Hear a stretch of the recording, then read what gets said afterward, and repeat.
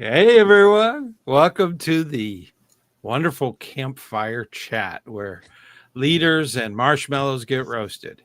So, As long as it's not me getting roasted. we were having fun there. And all of a sudden, we look over and it was going. So, it was, oh my gosh. All right. Well, we have Mike. He's going to be doing the moderation. So, please bring in your questions. We're not going to criticize your spelling. So, that's one of those things. We're going to be courteous, and we'll bring it up, and we'll decipher it, no matter how it is, and answer your questions. Also, in the house we have Matthew. He's our roaming scouter. There he is, and of course we have Scoutmaster Bucky. And Scoutmaster Bucky had a friend with him last month, so this month I think he's on tour. So he's tired out from the weekend camping we did. All tired out. Yeah, he's all tuckered out. That can happen. And last month we got into a conversation. We were talking about recruiting all the time, and then we started talking about units that really don't need a lot of recruiting because they're huge. And we're going to continue a little bit of that discussion, but there's so many other things going on right now. Matthew, you did a video recently about a merit badge that is out, and I agree. I agree with your ideal of making that Eagle required. It's a big one. Can you tell the audience about that video? Yeah, absolutely. So it's about the cybersecurity merit badge, which Scouting America just recently fully released. There was some back and forth there for a moment, and it came out also with the artificial intelligence ones. And at least for the cybersecurity one, is that in the video I make the argument that, hey, because of the Supreme Court even ruling, which Riley v. California, which is from 2014, that they believe that cell phones are an extension of ourselves just because of all the private information that's on it, that we should look at those devices as a risk to our scouts, and we should teach them how to use them appropriately and to make sure that they're doing the best that they can with it, and like helping them along the way. Because we all got cell phones when we were a lot older just because of when they were released. So I couldn't imagine now a 6-year-old, a 7-year-old, 10-year-old, 13-year-old, or even sometimes 16-year-old being handed this powerful computer and then having to learn those lessons that we had a lifetime to learn together. So I think that making the cybersecurity merit badge an equal required one would help mitigate that risk. And also it opens up to jobs that are out there in the future. And I like cybersecurity and all that. So I think that I think it's a good one. Yeah, I agree. If you haven't had a chance and you need to go over to his channel and subscribe. And when you do that, you want to make sure you hit the little bell so that when he comes up with a new one, you get notified. That's important on all these channels about scouting. You need to have the subscription in there. That doesn't cost anything to be a part of that and get that notification. That's really important. So if you're not currently a subscriber to his channel, please put us on pause or something. Put us over to the side. Go to his channel. Link is actually in the description. And of course, we have Scoutmaster Bucky. He's gonna we're gonna do that song. Oh, I don't know. People are probably getting tired. He does a lot of cool stuff. Songs. He does some pretty cool songs, and that's true with everyone that has to do with scouting. You need to be on multiple things, different things. My format is totally different than Matt's, and Scoutmaster Bucky is totally different than mine. That's for sure. Yeah, mine's very minimal. We have different points of view, and some of that resonates with different leaders. So, but the information is the important bit. And with that, we do a lot of different things in recruiting. And we got into the discussion last time about, can you have a unit that's too big, that's so big that you can't really manage it well, and it's a detriment to the scouts. Is that possible? Now I've been in big units, and I've worked with small units, and my personal opinion about that is that if the leaders are servicing the scouts in that unit, whether it's Cub Scouts, if they're getting good den leaders and they're getting good results out of the program and they're having fun, it doesn't matter the size. That's irrelevant. It's a matter of the quality versus quantity. And when you're in a troop, it's all youth led, and that can be a roller coaster. Okay, from senior patrol leader to senior patrol leader, it can be kind of a roller coaster. So it's a matter of having the good leadership there. If they're providing good mentoring, good coaching to that senior patrol leader, doesn't matter how big the troop is, as long as nobody's getting lost. And sometimes that does happen in really big troops. New scouts come in, they really don't get that first year emphasis program going, or it's so big, it's just everything's in chaos. That's not good for the scouts. So a small unit might be better. I grew up in a very small. When I got my Eagle, I was one of I think 7 in my in my troop. That was a very small troop. But later in life, I've been in very big troops, over 100, and very big packs that had well over 100. One time we had 5 wolves, I think, wolf den in that pack. It was huge. It was big. So, but my experiences are a little different than others. So, I think Matthew might have something to say as far as Cub Scouts. I don't know what size unit he's currently working with. He's a unit commissioner too, so maybe he's got some insight on that. So my current unit has approximately 60 youth. And the problem that I'm seeing lately with having that many kids in our area is that I start calling us a neutron star, because I don't want to use the term black hole because that means you can't escape, sort of thing. But a neutron star is very dense, has very heavy gravity, and it will pull people in.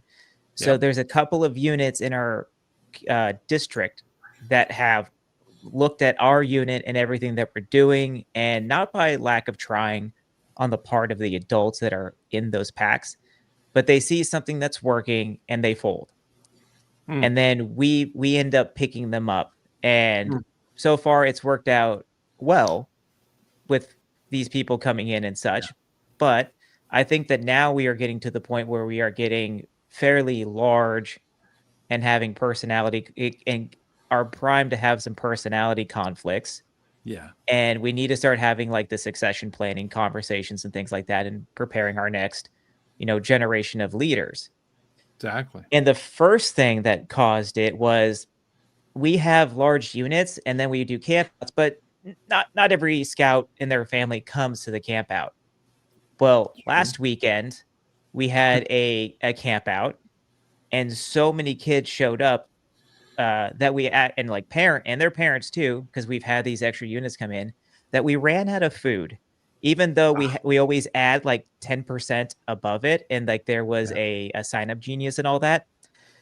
There wasn't a big holding people accountable to make sure that they signed up for it. So there was a last minute pizza run to make sure that all the youth got fed. Yeah.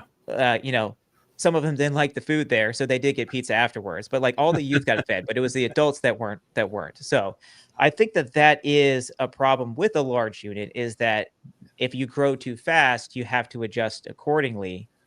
Yeah. And that if you're not ready for it, it can make you look like you're not doing everything that you should be doing. Because there's parents that this was their first camp out with us, and it was their first time really seeing us like go through our planning, and then we run out of food. It doesn't look very good. But always remember, scouting is highly organized chaos. 100%. Yeah, that's scouting. So that's so intentional.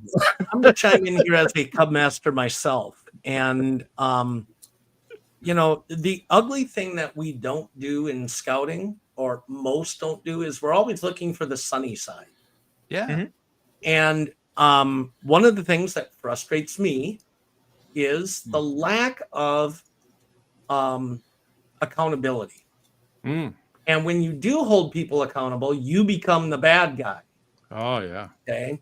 And here's a problem I've identified locally and anywhere you go. As soon as you cater to those that are expecting to be catered to, you're Mm. setting a new precedence. Right. For instance, my merit badge weekend days, my registration ends the Wednesday at 10 o'clock Central Time, and that's it. If you don't get signed up, Yeah. and I get people that'll say, "Oh, but there's still spots open." No, there's not. Registration closed. Right. I have Those spots went. Boom. yeah, and I have, and this is the thing that I find really bothersome on like camporees or Cub Scout weekend campouts. Yeah. I have to go grocery shopping as the leader, or somebody does, Yeah. to purchase this food. And it's a double-edged sword, because it's those that go, well, it's raining, so I'm not going. Well, I've already bought the food for you, so you still Right. need to pay. It's already been spent. Okay. And those that go, well, you can just add 2 more. Why are you so special when everybody else signed up by the deadline? And I think that's something we as neutral scouters, I'll be happy to come to Matt's unit, because I mean, they can hate on me for calling out the truth. Look, you didn't sign up, so you That's don't why get they to always go. put you in that Yeah. spot. Well, but I mean, So I find it myself though with my unit. Oh, sure, we'll figure out a way to make it happen, because you don't want to. And I've always had the feeling of, I don't penalize the kid because they didn't choose their Right. parent. Correct. Right. Exactly. Yeah. So, and that's what our organization is about, is serving our Yes. youth, or at least that's my Yep. belief. Mm-hmm. And I it's do, the- I do, sorry, not to cut you off, Stan. I do want to put some very important details out there.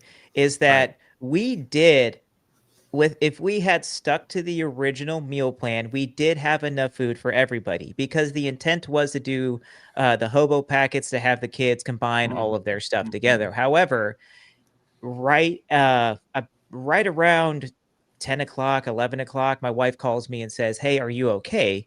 And I said, "Yeah, I'm fine. Why?" And she FaceTimes me and shows me the hurricane that is happening outside, which is 20 miles south of where we're at. To which then I had to stand on the table and be like, if you have anything that's not nailed down, you need to go put it away, so that way it doesn't get wet and it doesn't fly away. There's no lightning, so we are continuing our activities. Yeah. Everybody just needs to bring their rain gear. And thankfully everybody brought their rain gear. So, but when we Exactly. couldn't get the coals ready, because everything was trounced, like it was a torrential downpour. So we converted from Gotta have doing the coal for those things. Yeah. correct. And we went from doing hamburger, or we went from doing like little bits of hamburger that would have been in the thing, in the hobo packet itself. Mm-hmm. And it turned into hamburger patties, which are obviously larger and all that. So like we did have enough food if we had stuck to the original plan, but because of the weather, we had to change, and that was an unforeseen change and all that. So I don't want to make it seem like there was this huge population of parents that didn't sign up. I think there was like 1 or 2 families, but Right. and we always planned for that. It was just, we were in that black swan event where the plan didn't work out. So Sometimes to be that's fair. true. Yeah. Sometimes parents wait to the last minute, and they shouldn't. They shouldn't wait to the last minute, because there's a deadline, and they should respect that part, at least, or at least be aware. Usually parents that are notorious for that in these large troops, and I know this happens, they end up going camping with, the regular leadership, and the way they teach them is that, okay, you're now the chef. You got to pick up the food. Here's the money for the food that was from people who signed up. And then it dawns on them. It says, oh, that's why they want to make sure that everybody signs up on time. Yeah. And I agree with, and I agree with Bucky. There have been times that we've had conversations with adults, because I'm not above telling an adult, hey, you said you were going to come to this event. We had to purchase food, and we did our number based upon the number of people that were coming. you still owe us the $15 per person, as it says in the policy letter, which you sign and agree to when every year when we do our thing. So we do have a policy letter for it. I 100% agree. And I haven't had any pushback, maybe save one person that they have a very strict diet because of some dietary restrictions for allergies and such, which there are caveat, not our standard sort of thing. But yeah, well, I 100% they get agree to with bring that. their own food. And they do. And they do. Hey, they guys, bring their own stuff for it. I want to jump in here because we took off like a rocket here. Normally we recognize where all the shout outs and stuff from everybody, where they're from. Yes, we did. Some great comments that have rolled in already about this discussion. And we did. We kind of just hit got all excited about cybersecurity, Yeah. How about we go through some of the questions here? Or some of the shout-outs? Or shout-outs, Yeah. 66 Flugs. Hello from Troop 66, Garden City. Garden City, would that be Florida? 66? Sounds like Florida, City. doesn't it? Or is that New Jersey? No, that's I was Garden thinking City. New Jersey. That's the Garden State. Yeah. Garden State, yeah. Garden City, Florida, I'm guessing. Hey, Steve, good evening. Great Steve. Northeast Ohio. Awesome. Ken Domingue is also a member of the channel for 32 months. Is he the longest, territory. one of the longest members? Yeah. Ken he was like the first one, I think. First member of the channel. Is Ken a clergy? It looked like he had like... Yes. I believe he is. Yes, he is. Yep. All right. He's a regular viewer, regular commenter. He's wonderful. Meredith, good evening from Troop 2000, California Inland Empire. Yeah, I was just telling my family that there's not many people joining us from California, but if there's other people from California watching the show, please let us know. I see a lot of people subscribing from that area. Yeah. Awesome. That's great. If you ever see me wear my wood badge shirt, it's from the California Inland Empire Council. So whenever you see me wearing those ones. Excellent. Now, your channel was originally roving Californian? Is that roaming Californian? Yeah. So now he's the roaming scouter. So, and again, if you're not a member, not a subscriber to his channel, I know where you are. You better go over there and we need to boost those numbers up. Rusty B, hello, ScouterStan. Peck 84, New Philadelphia, Ohio, Buckeye Council. Billy, welcome. Awesome. Pin King 554, another longtime viewer. Yes. Yeah. So merit badge should be eagle required. Let's see. So I don't know if is that a Tesla merit badge? I don't remember. Yeah, it is Tesla. So Tesla, for those that don't know, we talked about it before. Yeah. It's an effort by Scouting America to put out proposed merit badges, get the kids to do them, give them a certificate if they do it, and a promise that they will earn it if it becomes a merit badge. But there's a lot of questions about it. Like if my 17-year-old does it and it's not approved until later, do they still get it? And we don't know the answer to that. I don't know if Scouting America has even addressed that. However, there are 5 currently in there, and I believe this coming summer in 2026, all of them are set to expire or be set for evaluation. And sewing is one of those. That was one of the original 3 that were in there. Yep. Along with what was it? Wildfires and wildfire management and life skills. Yeah. Life skills. Wow. And also the physics merit badge is a Tesla merit badge. They put physics in there. And so it's there. And I think sewing is probably the one in there that is the most practical to get added. Yep. Although I think you can make an argument that you could combine textiles and part of the sewing together. But I don't know if Scouting America is looking to condense down or just to continue to grow the library. It really depends. Merit badges are a funny thing with them. A lot of times with ranks and all that stuff, they want to kind of streamline it. Whereas in merit badges, it needs to be whatever's popular. The least earned merit badge is bugling. That's been that way for years. I'm going to go out on a limb here and say that the most popular, and I'm going to be very, I'm going to maybe put your channel on alert, but I disagree, because popular, okay, whether you agree with it or not, brought us citizenship in society. True. And a lot of the context of sit in society has been reversed in the last year. It's true. In our society.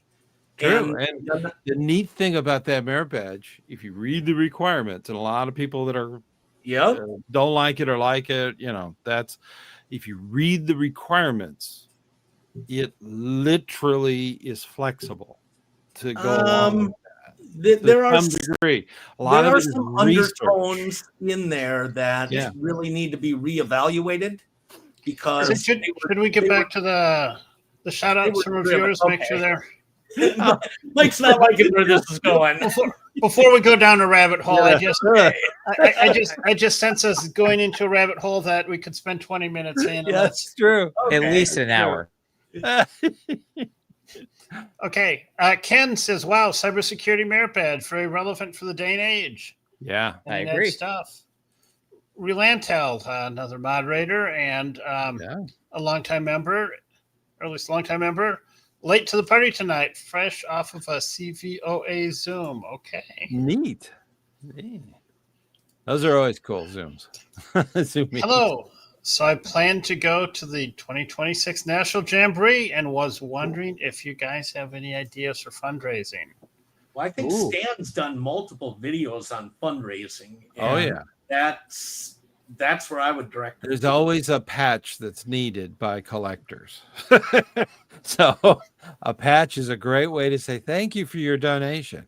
I once had a patch that was so exclusive. It was for a $100 donation to a scout. That's what it was. If you gave that scout $100, they gave one of these patches. They got 20 of these patches to give back. Matt's reaching for something. So it was kind of, and the patch collectors were all over it. So they love those things. Those are good fundraisers. That's a quick one. What do you got, Matt? So this is a very exclusive club that I'm a part of, that it's called the Many Hats Society, and they are numbered right there. It's like mine's number 4 of it, but it says that because you're in scouting now and you wear many hats. So I might post a photo of that later on, but yeah, there you go. So I think I can add some a quick new information. I learned a month or two ago that the what organization is it? We don't have it in our city. It's called Scouting America. No, marshmallows are not the only roasting that goes on here. So it's not the Optimist Club. It's not. I think not Rotary. It's the Forgetful Club. Kiwanis, Mooses, Masons. No. Legion, VFW. No. Okay, a club. A club does what, Bucky? That club, yeah. They will, just by asking, help support scout units. Now, I don't know if the person asking about fundraising is for them personally or for a unit or for a contingent. Right. But that organization, it'll come to me. That they pretty much that's what they do. The American Legion is great, at least in our local area, for supporting scouting and such. And one thing that we didn't talk about when we did have this discussion before, doing grocery bagging. There you go. Okay. That can be a good fundraiser, but you have to be careful because Scouting America has certain rules about fundraising. Right. And I've been told that I've heard different people say that bagging is not allowed because it doesn't align with the scout law being courteous, kind, and helpful. Because you're doing it to money. If you're bagging, are you asking for tips? Yeah.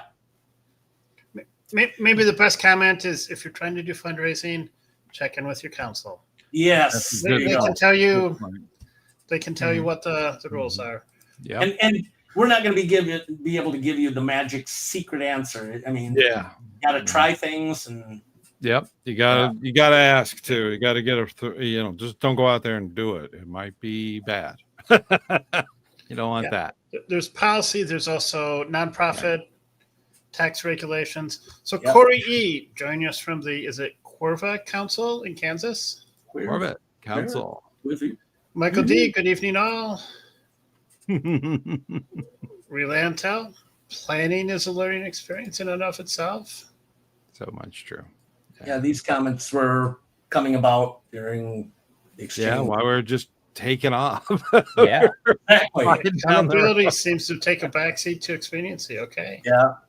So we have Woohoo! Ken, I believe, made a gift. Yeah, there it is. Yeah. Hey. And Relantel gifted for memberships.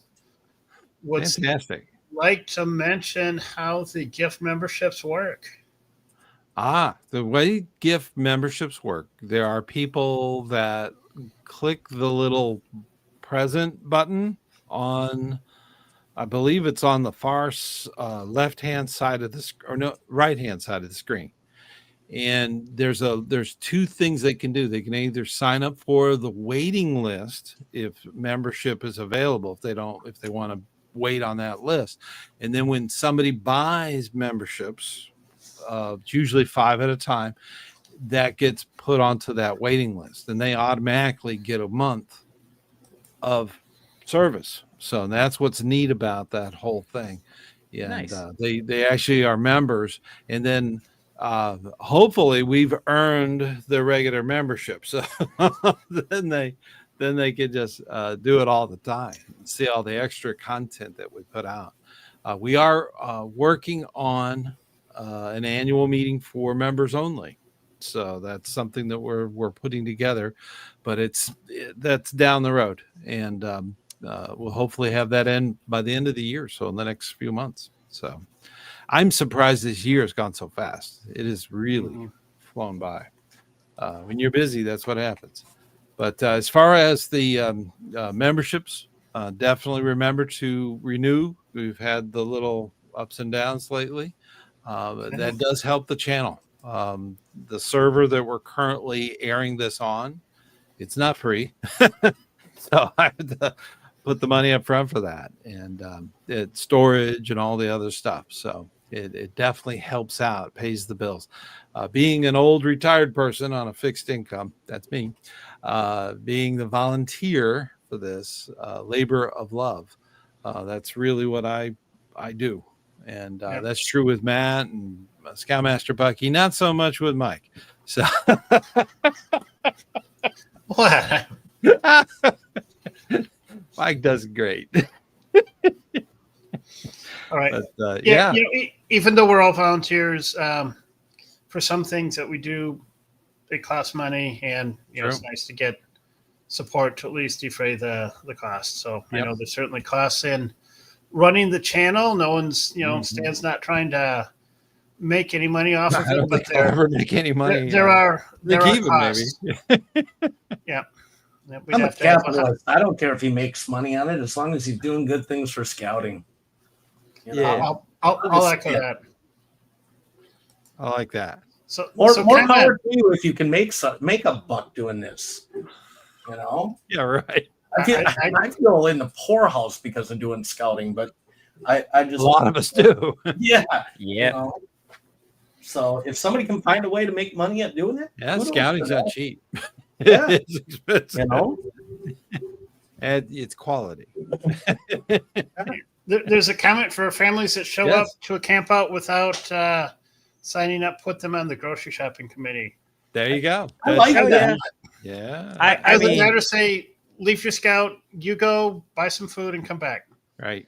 Yeah. And I might be a little passive aggressive on it sometimes, but there were comments that were not slung, but people made things. And I said, yeah, no problem. Next time, if you want to help us out with that, I would be greatly appreciated. Yeah. Or I was cooking, and one of the scouts came up to us after we just got done serving everybody, and the scout says, "Well, why isn't the wash bucket set up yet?" I'm like, "Because you didn't set it up like you were supposed to." And they just looked at me like, "What?" Like they weren't assigned, but I just said it. And one of the parents looked at me and I said, if you're complaining about it being done after we are serving all of these people, it's like, you can help set it up. Like, it's it's 4 buckets and a tablet and some hot water, and I've already got the hot water, going. The little wolf slinked away. So and Matt, I think those types of comments, I don't have any problem. I do those myself. Yeah. Because I think kids today, and adults for that matter, sometimes feel like everything needs to be catered to them, and they need that slap of reality to say, you know what? I'm volunteering here not to be your butler for the weekend.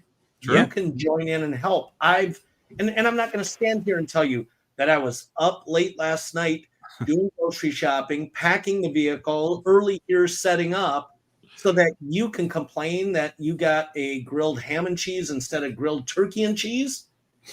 And, hey, next time, get on the cooking crew. You're going to be a chef. You keep it up. Yeah.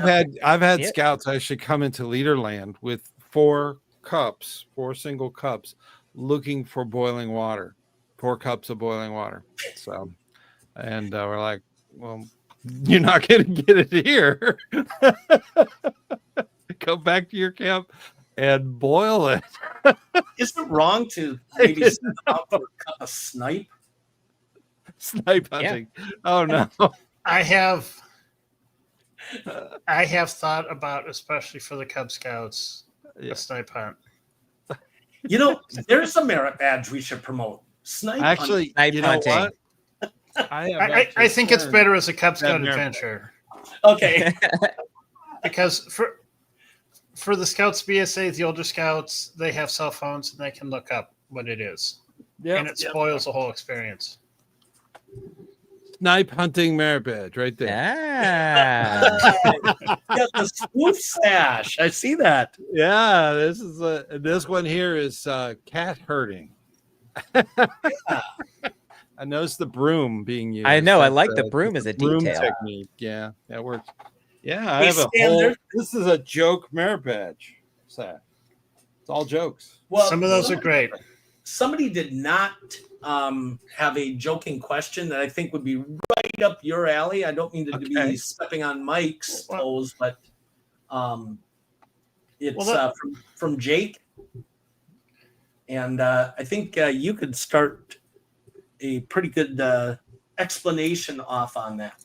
Okay, from Jake. Could you talk about the tradition with the sashes and the beginning of with the ashes in the beginning of a fireball? Started by Baden Powell. Ashes. I think some troops will take ashes from their last fire and throw those ashes into their next campfire. Yes. There is a thing called pedigree ashes that's out there with Scout Masters. Mine goes all the way back to Brownsea Island. So it's got a list of all the campfires that it was at. It was all the world jamborees and all of you can add things to your ash group. And it's usually a little pot that they give out to leaders, and then they'll add their fires to it. I've added ash from my visual honor ceremony, so I was able to put that in there. So this is a traditional thing that happens mainly with troops, not with Cub Scouts, and it's something that they'll add to the campfire to add kind of a spirit, and that brings it into that genealogy of that particular ash group. And there's all different ones. And do you know any of the stories of the origins of it? It goes way back. I think it was in the. I remember there was a ceremony when I was a kid. This is a long time ago. where they would put the spirit of scouting into the fire, and it was ashes that they were collecting from, way back. And there's different pedigrees, the different groups, and one that's real big that's now out there, it has a lot of very famous campfire ashes, but they would put that over the flame. I didn't know it at the time. They had actually mixed in some sugar to the ashes, so when it hit the flames, it sparkled. It made like a sparkly kind of thing. It was cool. Nice. It really, as a kid, it's very impressive. So, and with scouts that don't know it, but that ashes is a big thing. The only ashes I don't put in there, of course, would be any of the flag retirement stuff. That's not in there. So that's one. But and I'm campfires. Maybe you're tactfully avoiding the question or such. Oh. No, maybe I don't know the question. Right. Well, and I wanted to give that as well to say maybe you're not aware. I think that the viewer was kind of asking if anyone knew the origin story of how that got started. Don't know the origin, but I do know that I do have those ashes. I have ashes from jamborees and stuff like that. Right. It's not that big. It's only a little thing. My introduction was at Wood Badge. And then each concurrent one of staffing and such. I actually did a few of my first Eagle Scouts, and we did just a little burning, and we did the little ash thing, thinking that would be a cool tradition to start with our unit. It didn't carry on much past 3 or 4 Scouts. Yeah. But there's lists out there. My last batch, that I still have a baggie from my Vigil Honor campfire, but I brought ashes from my previous ashes experience. So all of them eventually mix them all together and put it on the list. Yeah, exactly. And I went to NOAC in both 15 and 18, and I brought ashes to combine in and took ashes. So the chain continues. But there is sometimes I have a large container from 1963's Jamboree, National Jamboree. Okay. That actually was the all the jamborees up to 1963. I think it was at Valley Forge. That's I remember seeing the logo on the. But it's a Tupperware. It's one of those old, really thin plastic containers they used to put cottage cheese in. So that's what it is. Yeah, but it's that big. It's a pint container. Yeah. And that's that right there. That one ash thing goes all the way back to all the World Jamborees in the 1920s. Goes all the way back to the Brown Sea Island. So it has a pedigree. If those that are watching, somebody in your council has an ashes pedigree, right? And they all kind of lead back to that one. It's kind of like actual human genealogy. Some of the stuff may be a little presumptive because everybody wants to tie back to the kings and queens and the royalty and stuff. And, well, I think that Brown Sea Island is the beginning of that. Yeah, so, right. And then at that time, they didn't dig up that stuff. This was from when they did construction on the island. They found fire pits, and then they assumed that was the traditional fire pit. I've heard that as well. But your Wood Badge committee would probably be the best place to start because the people that I've talked to from other councils, they all relate to. I think I remember doing that at Wood Badge, and Wood Badge seems to be kind of the normal place. I don't know that all OA lodges maintain that or even much, but Wood Badge seems to be a place because there is some wow factor to that when you're first introduced to it, especially. I mean, a lot of people go, "Ooh, that's pretty cool," but it's a tradition, and scouting is huge on tradition. So I find that's a good nod for especially young Cub Scouts to see that. That is really amazing. And then adding a little bit of sugar to it, giving it that little sparkle when you put in the flames. And you say it's the spirit of scouting, and it just pizzazz. You look back at them, they're all, So for those that aren't familiar with it, there's another YouTube channel on scouting. It's Big Man in the Woods. Yeah. It's Mark. Yep. He's over in the UK, in London, I believe. Great channel. It's amazing how many similarities there are between scouting in our country and the UK. I believe he recently had a video on the ash pedigree. okay. Yeah, he did. Oh, cool. It's amazing. I think it's kind of a cool thing. I really believe it is British, but you know, because of the connection with wood badge. Yeah. I think that might be where the wood badge connection is what Scoutmaster Bucky's saying. That's where it should be. So in your area. So. All right. There, sounds like another question. Relantel, one of our longtime viewers and members. Yeah. Our Scouts BSA unit did the physics test lab merit badge last meeting. The understanding is that the Scout will earn a certificate, and then they will get the merit badge if it's formally added. You know, our council will offer that at an upcoming merit badge rally. One of our adult leaders in the council is a physics professor, and it took him about 3 seconds to agree to teach that merit badge class at our merit badge rally. So we're really looking forward to it. Yeah. That's awesome. Now, if the requirements change, they have to take it again, or do they? I don't think so. Okay, so once they got the certificate, they've earned it. Yeah.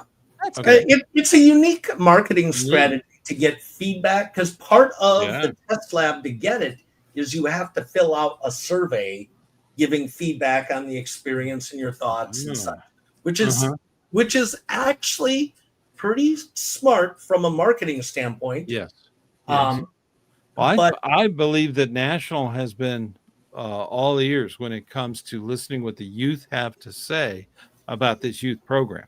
That's the wonderful thing. That's that youth committee video that I put out.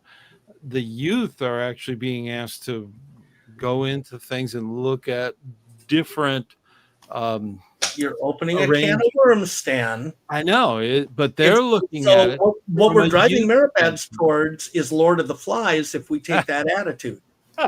Okay? Because I think the youth should have a voice in their program. I do too. And really so when we do the candy bar merit badge and the video game merit badge and the we already got the TikTok merit badge, it's like, hold on.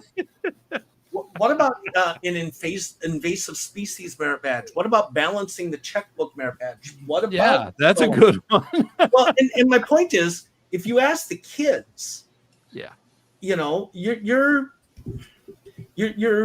developing. You'd be surprised. But you'd be surprised. Not all of them are going to poo-poo it. They're going to say, that makes sense. It's true. Well, ultimately, we are here to mentor as adults. And I think hearing what they have to say is a great thing. But saying that the kids decided it is... No, they don't make the decisions. They give their opinion to the National Committee. And it should be represented that the kids spoke and we listened and we're doing this. The adults still have to be, our organization is run by adults for you. Yeah. And I think when we try and hide behind the fact of saying, oh no, the youth did this all. No. That's because I've had a few youth go, ScoutmasterBucky, this is a youth-driven organization. Okay, is this your polite way of trying to tell me to shut up? Because I'll leave your butt here at camp and you can walk home. All right. I mean, I don't actually say that. And as you're thinking it. But I'm thinking it. It's like, hold on a second. It's like Mike's trying to roll us in. There's things we can think and not say. At summer camp, there was some things I was thinking that I did not say, and I'm glad I learned a lot at summer camp. You know, there's some things you can't unsee. So, yeah. So I think it's great though that we're getting the feedback from the scouts to help make informed decisions. Exactly. You know, but here's the other thing. When you make a comment like that, and if Scouting America is going to come out and say, oh, yeah, we're listening, I'm going Why to not? call BS on that with the multi-sport merit badge, because I don't know how many kids are going to go, yeah, I want to run a triathlon and make that a merit badge that I have to train for. Wow. Okay. Well, That was I think that was a sponsored merit badge. That was a sponsored merit badge. No different than the book even says so. Was a sponsored merit badge. No different than many of the 1970s and 80s added merit badges. Sure. It was, they wanted sponsors to help pay for the costs of developing it and such. Mm-hmm. And then we got, I forget all of our National Scout executives, but when the Scout executive came in 2007, 8, or 9, it was, he dusted the dust off a scuba merit badge, and boom, that's it in the curriculum. Scuba is unique in a big regard. I know the guy that actually got that going, and scuba was hard because you have to be a certified diver. That's the first requirement. So it's a tough merit badge, and it wasn't pretty tall requirement for merit badge. It was on the whiteboard for a very long time, and they just said, "Nope, this is how it's done." And he literally wrote the pamphlet, the actual thing, him and his son, and that was a big deal.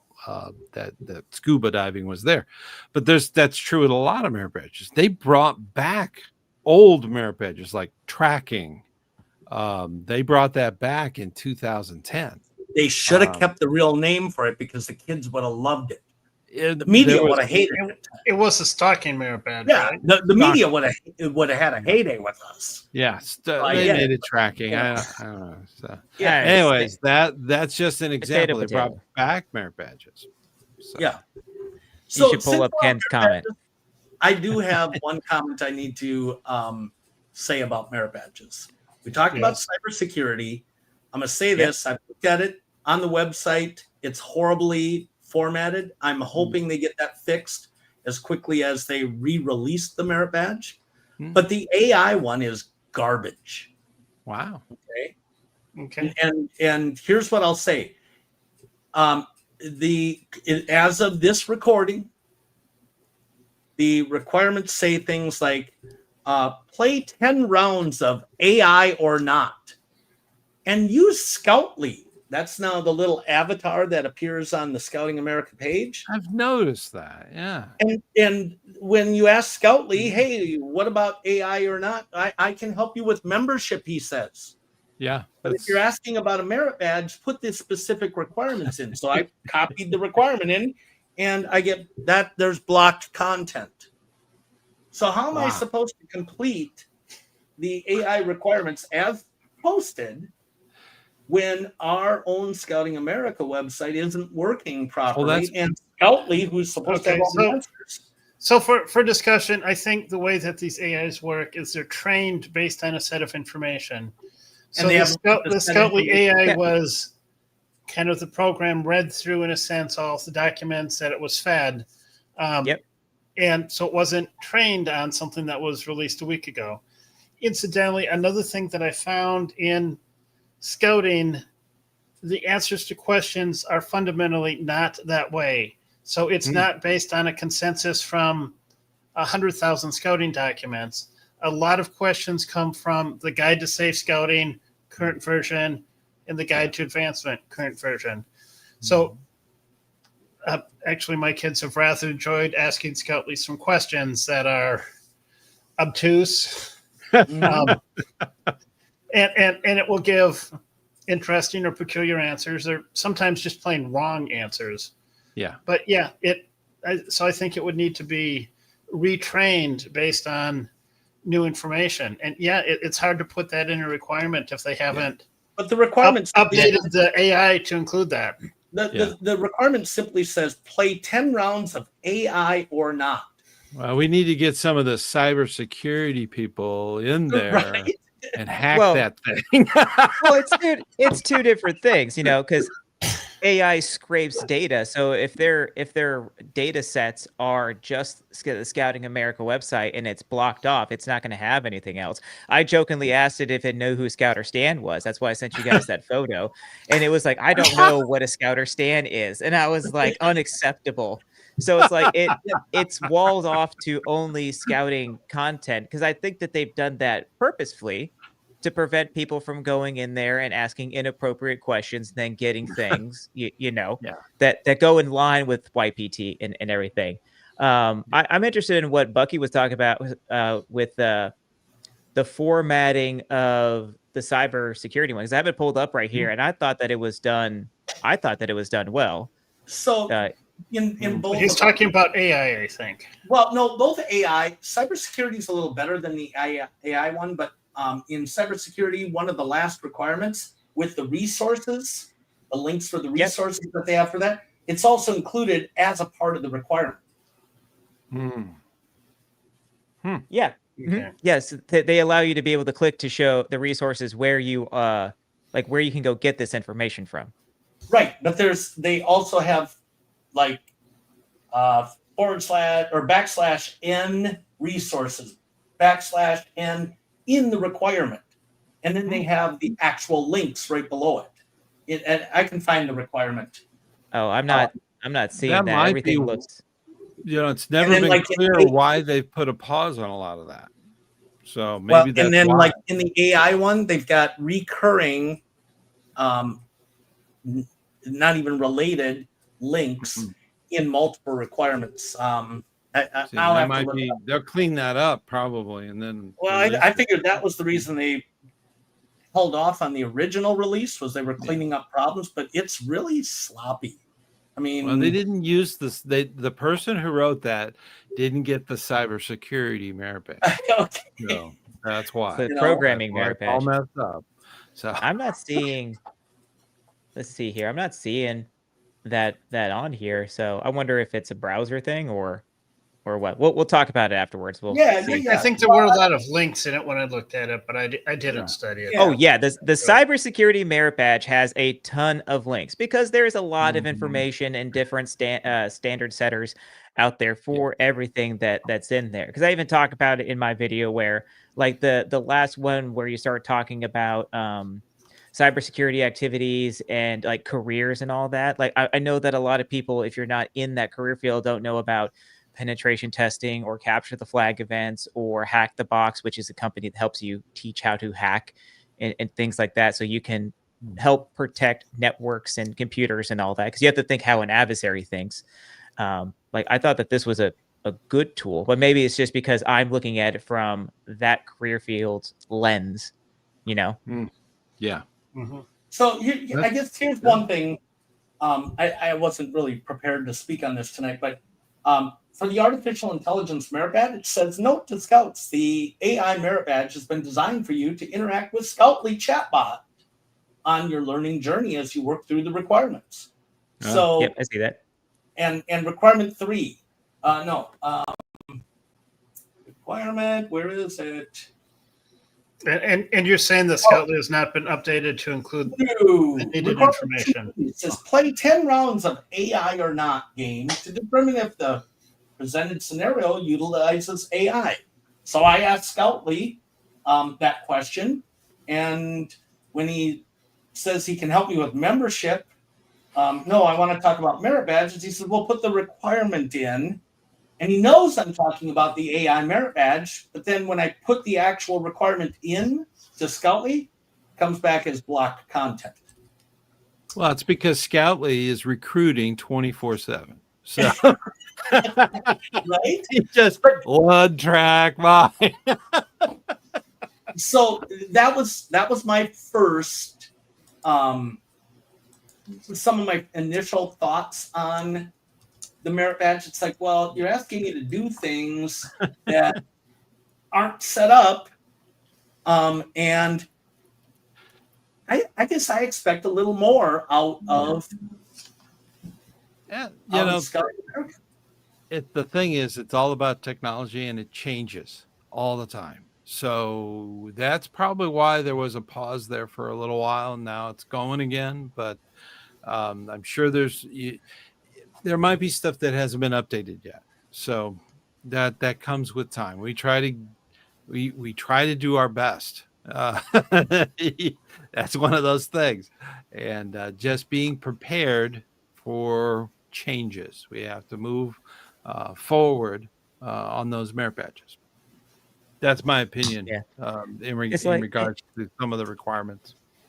and I would say that anytime you put forth something new like this, there's going to be bugs and hiccups. So it may be hopefully that somebody out there beyond us reports that, hey, you asking a specific requirement that Scout League cannot execute right now, and they go, oh, sorry, we forgot to open up that portion of the website to it, or Right. that enter in that data Yeah. set, or hey, we didn't notice that, now we have to get our tech team on it to fix it. So I'll give them the benefit of the benefit of the doubt. Well, So Yeah. so If it's and I've 10 years from now and it's not been taken care of, then we can really complain about it. But So Yeah. I've had this discussion with others before, and we've actually tried contacting National. We did get a hold of somebody a year or two ago because some of the grammar and consistency and stuff, and I do want to give some kudos.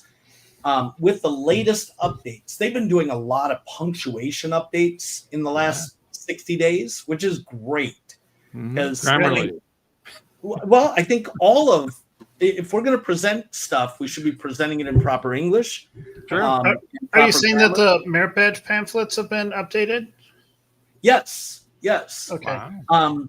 But And you're an authority on collecting merit badge pamphlets. I do have. he is the resident expert. So I do have. So you're looking for every revision, every printing, yes.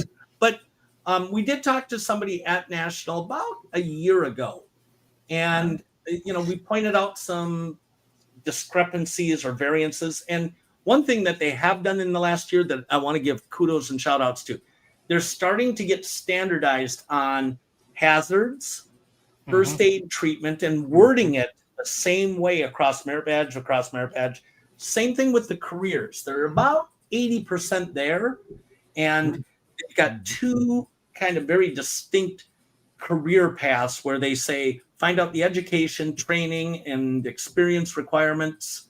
Or now they've added, take a look at what the starting salary for this is, what career goals are available for it and stuff. So they're starting to standardize those things, which is a huge undertaking and awesome to see. My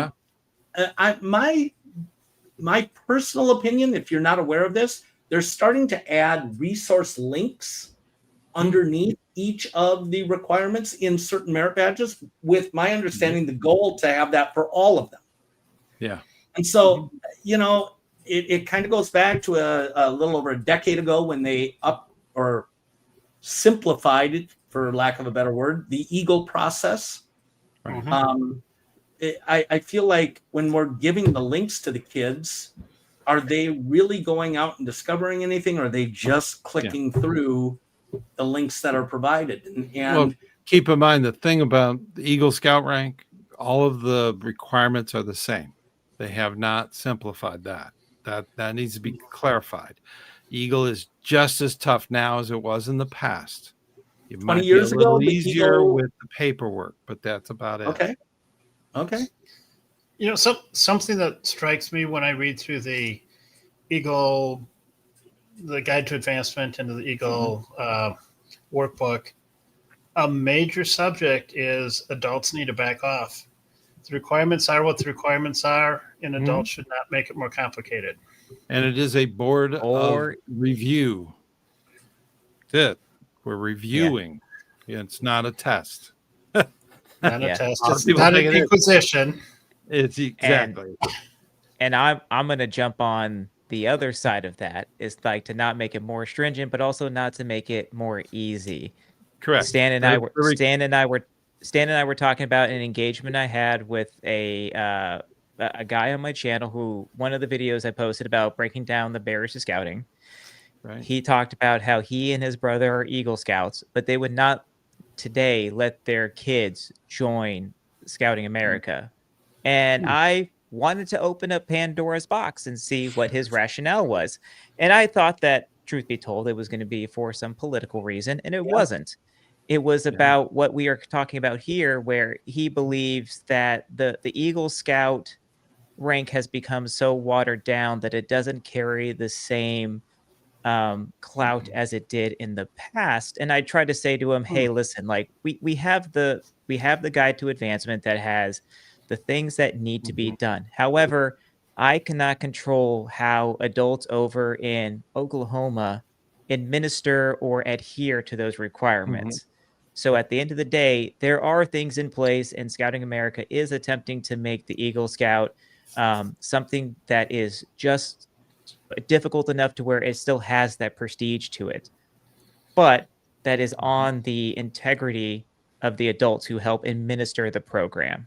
Because if everybody in there is like, well, Billy attempted to go to camp out, so he got his camp out stuff done, it does erode it, but we have no control of that. We can only do what we can. So I just wanted to plug that in here. And that's really what the board of review is meant to do, is to make sure that the requirements have been met. And it's the same requirements today as it was, say, 20 years ago. So the merit badges might change. Things might change as far as requirements, but it's still tough. It's not easy to be an Eagle Scout. And it's not you were an Eagle Scout. You are an Eagle Scout for the rest of your life. That is a big deal. So. Yeah. Ooh, it got quiet. Yeah, no, it did. I'm sitting here because it's been a journey as a Scoutmaster over the past 20 years of learning the whole process and stuff. And I've experienced many different approaches to the Eagle Scout. And I've developed the fact or the belief that when I send one of my scouts for their Eagle Board of Review, they're an Eagle Scout walking in there. Okay. And though I've never had it, it's a reflection on me as a Scoutmaster. It's a reflection on my fellow adult leaders that if they're going in and they fail, then I fail. And that's with any board of review, okay? Because they're supposed to have a Scoutmaster conference, and if I don't feel they're ready, I have the ability to hold them from a board of review. Yep. Okay? So when I say you're good to go, this should be a walk in the park, not an inquisition. And I struggle with some of the formats that are completely legal. There's two different ways that you can do a Eagle Board of Review.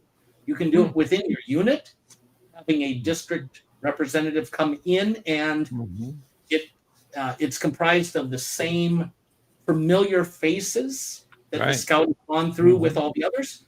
Or a district can choose to have a process for the Eagle Board of Review. Now, personally, I disagree with the district format because you're putting a kid into the biggest fear for most people of speaking in front of people, no matter how much especially people they don't know.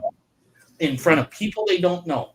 And now you're not getting the true measure of that scout in their scouting world. You're putting them into a situation that has a higher probability of tension, uncomfortableness. Now, I'm talking an atypical kid. You put a kid with any sort of diagnosis or any sort of stress situation and amplify it. That's my argument for why I prefer the in-unit process. Yeah. Well, I've done hundreds of Eagles boards of review representing the district, and it's almost all the time it's with the troop. The troop is the majority of the people on the board. Yes. And, being the person running, I've done hundreds of them. And I always have a checklist that I go through, and I always maintain that. I keep that record of those boards of review. And it is involved, but I've had scouts. I had one scout, his eyes rolled back and he passed out because of all the stress that he put on himself. They also didn't eat anything all day. So I've had them throw up. I've had them cry. I've had them do all kinds of things. Okay. but it's usually stress brought on by the scout and what they thought was going on. And it was the same thing for everyone. I've had scouts come in there and we went an extra half hour because it was so much fun telling jokes and relaying experience. I will blame the leadership of the unit for that. They should prepare the youth for the experience, for success. Not, I mean, I joke about, roasting or toasting or stuff, but in the end, our commitment is to provide positive, realistic experiences for our youth. Okay. So sometimes those realistic parts aren't always the most comfortable, but I don't think that we need to intentionally go and set them up to be stressed out. They already have enough issues. Sure. I agree with you, Bucky. And something I think, a comment you just made, I think would be great to mention to all Eagle Scout candidates going into the Board of Review that, Billy, if you don't pass, then every adult in this room has failed. So we all need you to, we all want you to pass. And frankly, when you're going in for the Eagle Board of Review, it should just be kind of a report out, because everything should have been checked, that all the requirements are met. I mean, there should be nothing come up that, oh, well, gee, I guess you didn't do something. That should all be checked by the time you're going in for the Eagle Board of Review. It's like, I'm sorry, you didn't use Scoutly, so you're out. Like, you're done. You're out. Out of here. Scoutly says it's blocked content. In Cub Scouts, we had Ethan. Remember Ethan? I don't know if he's still around. The cartoon Ethan.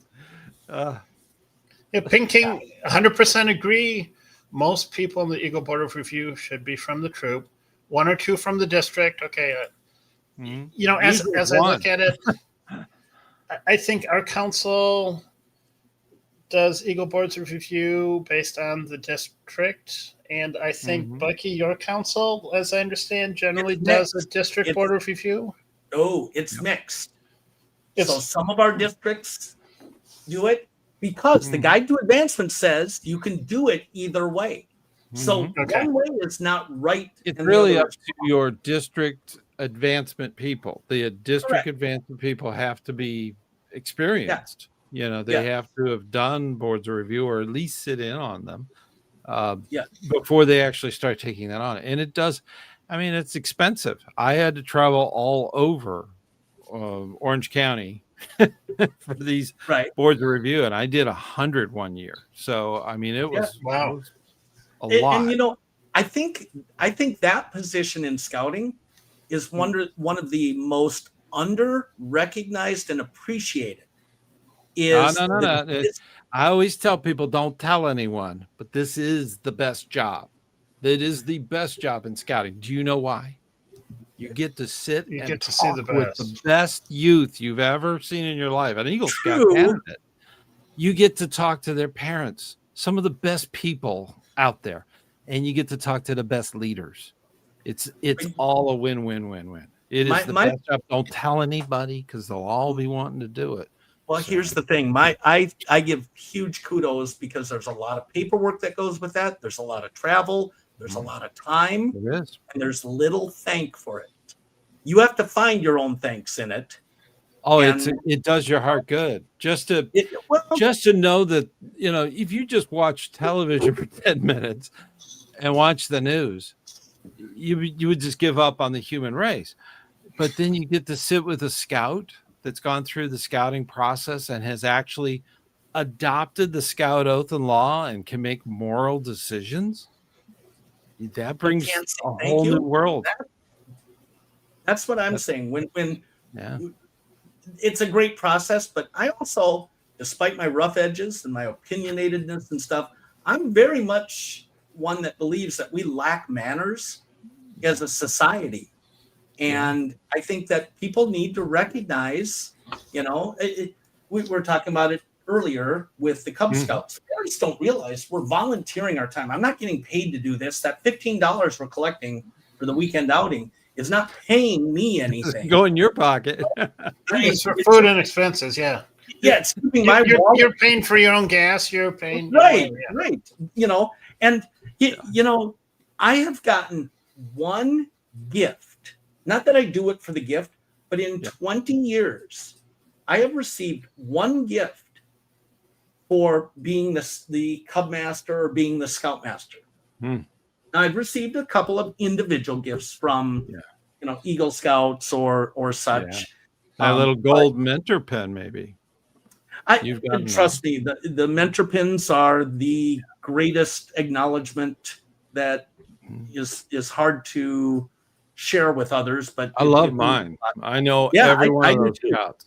I know I camped with those scouts. I've seen them at the worst moments in their lives, and I've seen them at their best. So, but I want to finish so it doesn't sound like I'm whining that I don't get gifts. What I'm saying in the bigger picture is we don't acknowledge the volunteers. Yeah. And parents need to be introduced to that. Mm-hmm. But it goes the other way too. And if you're in a leadership role I'll challenge Matt to this if you don't do it. We have recognition for our leaders. Yeah. And especially in the Cub Scout range.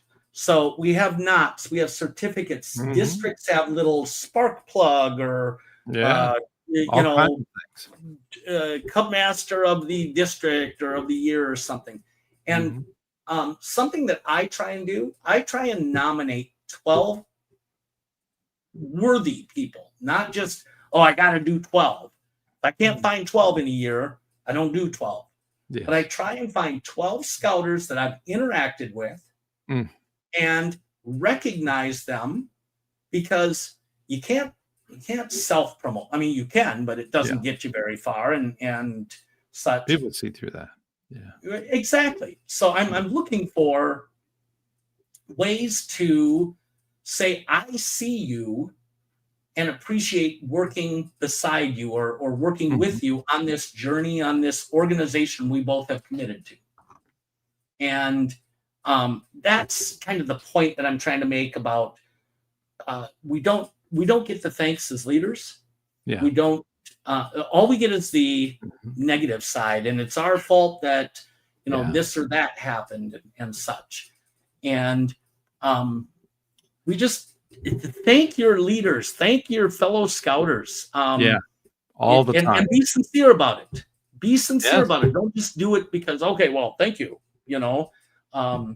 It's got to be sincere, but it's a trained process, kind of like saying the scout oath or scout law. Yeah. All right, I'm off my soapbox. At least for 5 minutes. I thought you were just sitting on a booster chair. I didn't. Yeah. Got one of those things on the side that pumps it up, That's okay. Yeah. You're okay, man. I'm sure Bucky will have another soapbox before the end of the show. I'm sure. I am so grateful for all that are on this show. You guys are awesome. Okay. The Eagle Scout thing is great, but being with you guys, I'm appreciative of all that you do for this live chat. It's just one of those things. And when you were talking about how your district doesn't recognize and you put in all those things for recognition, this is something that comes out. I've been in those meetings where we were going over the district award of merit, and we only had 2 people in a district with 600 leaders. 2 were actually filled out the paperwork. We need to recognize others for all they do.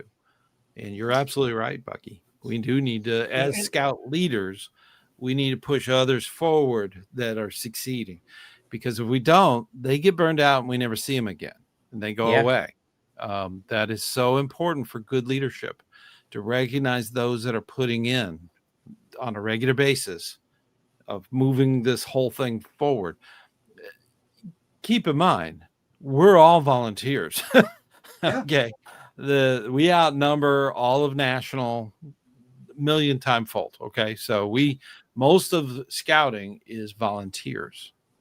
We don't get anything if you don't go to the camp out. We don't care if you do or not, but please do it on time and pay for your food. So,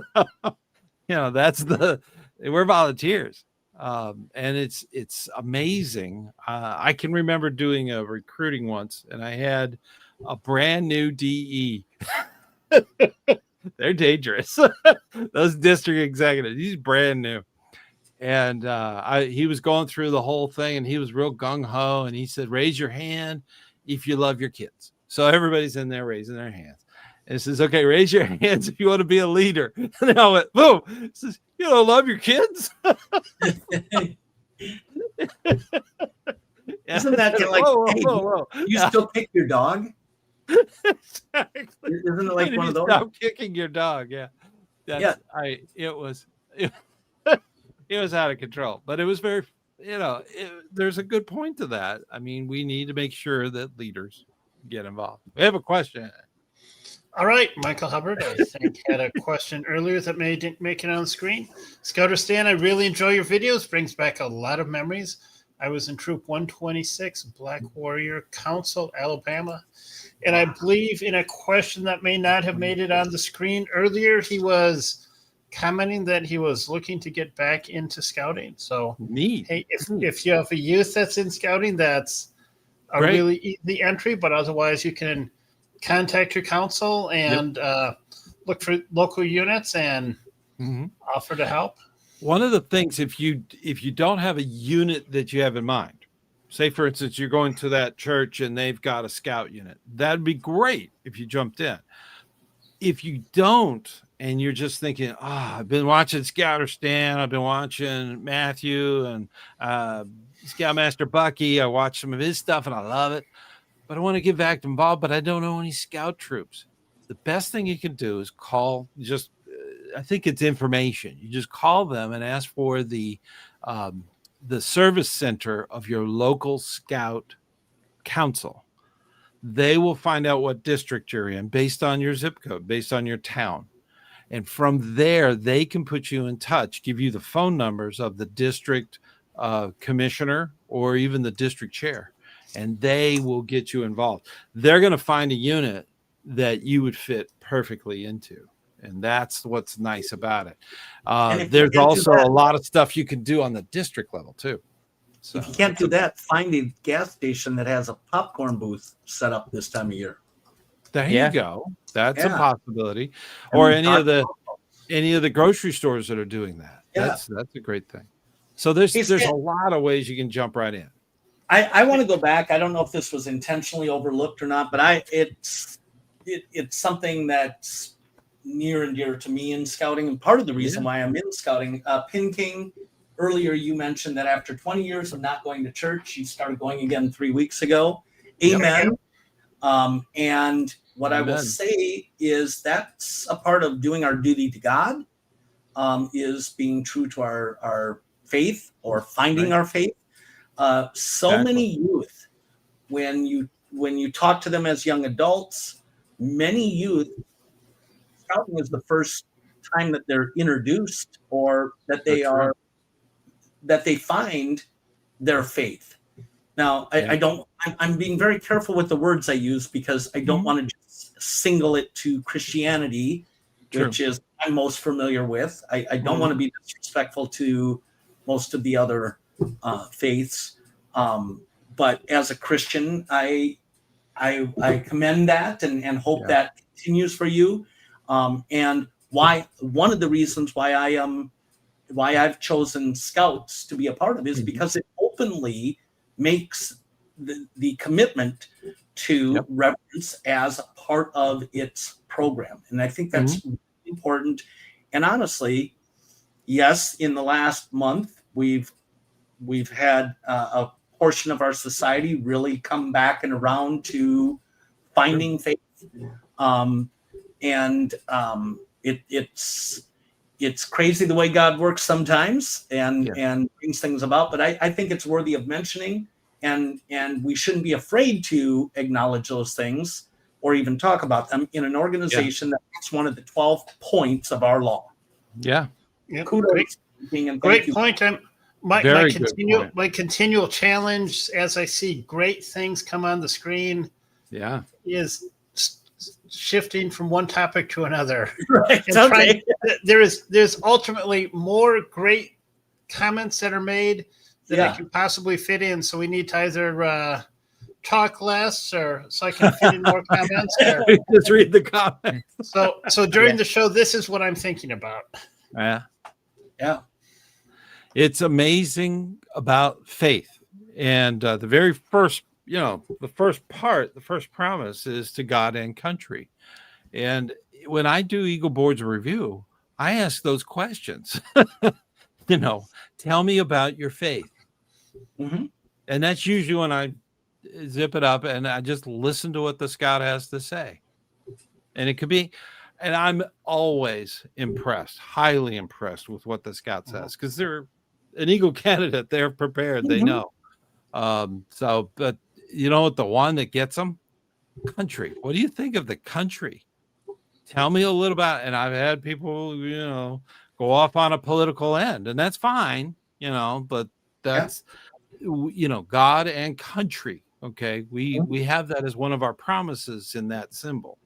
So that's one of the things we have to think about. And that's all linked to the Scout Law. The Scout Oath and Scout Law are connected. That's, you can draw lines from trustworthy right to honor. Okay. On my honor. You could draw a line right there.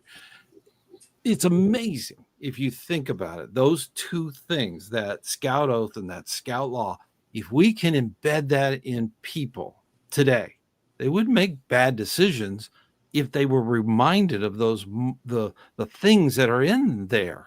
I disagree. People will always make bad decisions. That's true. Everybody has a bad day, but right. I think that if they thought about it, if they said, well, wait a minute, let me think, maybe I shouldn't, try to beat somebody up or do something bad, because that would make me not trustworthy. That would make me, not friendly or courteous or kind. These are thoughts that young people need to have to make good moral decisions. And I really believe in it. I really believe in it. And I know that there's a lot of Scout, everybody here, we all believe in those things. And if we can instill that in the young people of today, tomorrow is going to be okay. Really, if we can put it there, that's great. And I agree. I think we have to be willing as the mentors. Yes. Ask those questions, to tackle those things and not shy away from it. Right. They shouldn't be something we hide or anything.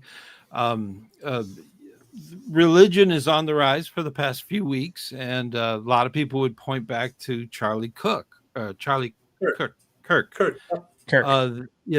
whole thing with him. Did you know that Charlie Kirk was an Eagle Scout? Yeah, he was. Yeah. Well, he still is. Once an Eagle, always an Eagle, right? There. So yeah. I didn't know that until All About Scouts posted about it. It was amazing. I think I saw him. He was talking with somebody on the news, and they had mentioned it, and I went, "Wow, okay, that was something a long time ago I knew about." But it's amazing. We need to get back to the basics of good moral decision making. That's so important. So, by the way, a question on the screen. Well, just a comment I think from Ken Domingue sums it up great. Let there be peace on earth, and let it begin with me. Absolutely. Amen. Amen. Yes. I love that comment. Speaking of famous people like Charlie Kirk that were Eagle Scouts. Yeah. David Montgomery. You know who David Montgomery is? He is the Detroit Lions running back that last year, after scoring a touchdown, stood in the end zone and did this. And they've now done some stories on him. And he came to the game last week wearing his merit badge sash. So if you didn't see that, that was pretty cool. And there was somebody else that kind of mimicked it. There's been a few memes where people are like, well, if it's good enough for David, I'm going to do it. And they go to work with their suit and their merit badge sash. I think that's cool. Really kind of a cool movement and stuff. But there's been some really good stories on David Montgomery and the toils of growing up in the Cincinnati area and coming from a less than fortunate family. His sister was in a car accident and paralyzed from the neck down. She was actually at the game today, and today's game, and if you're watching this in the future or this is in the past, it was the Detroit Lions at Cincinnati Bengals here in 2025. She was there, and they did a good story on them before the game and such. So I'm sure that's out in the archives now. But we need more people. We everybody's kind of heard of Mike Rowe, but I don't know how relevant he is anymore because he's not really out with hit programs anymore. Not making new content. Yeah, not making new content. David Montgomery very busy. He is very busy. Yeah. Have you seen some of his podcasts and stuff? Yeah, it's really good. They're amazing. Yeah. No, I have not watched those. In fact, you mentioned David Montgomery. I believe he's somehow a spokesperson or ambassador for Scouting America in some way. Yeah, he definitely is now. Yeah, but I don't know if National got him or if Council or two got him, but I have seen some videos that he made. I think I saw something with Boys Life or maybe, so maybe National tapped into that. Yeah. But, who else? I know, here's a quick story. I went to a concert, an adult concert, 2 or 3 years ago. And I'm always thinking about when we do an event, could we get some famous people to come and stuff? Well, if you've ever heard of the band called Big Bad Voodoo Daddy, we went and saw their we went and saw their Christmas concert a number of years ago. And it's 5 guys, and they do like a big band swing, kind of like Brian Setzer, the Jump Jive and Wail, or the Stray Cats type stuff. At any rate, cool. They came out. It was in like a old-fashioned theater, and they came out to the foyer area and greeted everybody on the way out. And I said, "Hey, would you guys ever be willing to come do a concert for Boy Scouts?" And they all looked at this one guy. He was an Eagle Scout in the band there, and they all knew it. Neat. And I'm like, how many other people could do a David Montgomery thing that we don't know. Now, that's not to take anything away to say an Eagle Scout has to be famous, but a part of our society reacts to that. I mean, if Taylor Swift was an Eagle Scout, everybody would be, sales of her album would be even more, right? Yeah. Maybe. But you never know. I mean, people, when they see Eagle Scout, they put it on a different level. And I did a long time ago. I did an Eagle Scout roll, and it's still on the channel. And they use it at a lot of these Eagle ceremonies. Something to put up on the screen, and it's only Eagle Scouts. The National put out, if they were in scouting, that they have one that's really impressive. But I was only selecting people that were Eagle Scouts, and I had to really edit that down because there's a huge list and. Almost every astronaut in Apollo was an Eagle Scout. So it's an amazing list of Eagle Scouts. And David Lynch, Eagle Scout. Okay. That's real big shockers, It was also here's one for you. Jack Black. Yeah. Oh, really? Yeah. Really?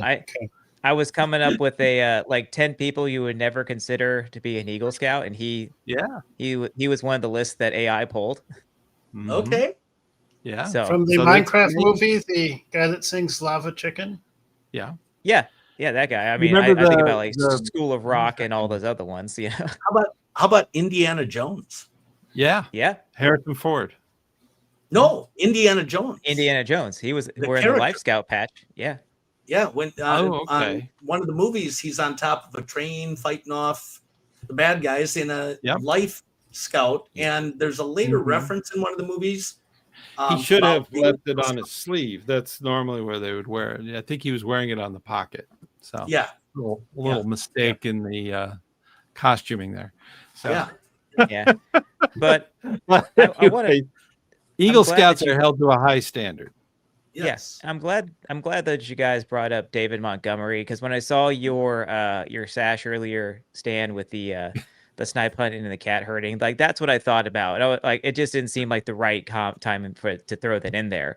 But it's true. And one of the things that I like about David Montgomery is that when he did that, I don't think he had any backing from national or anything. And I'm like, I sure hope that they seized on this opportunity to get somebody like that who can show that he's a part of scouting and all that. Because I didn't know that he was an Eagle Scout.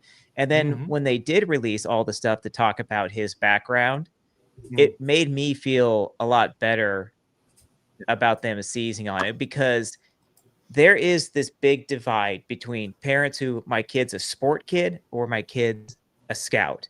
Correct. And a lot of the times, even I'm getting messages while I'm sitting here talking that, hey, my Timmy's not coming because they have to go to insert name of sport here, so they won't be the physical adventure that you're going to do tomorrow. Does their thing still count, and all that? So we as a society definitely put more of an emphasis on sports than we do on scouts at sometimes.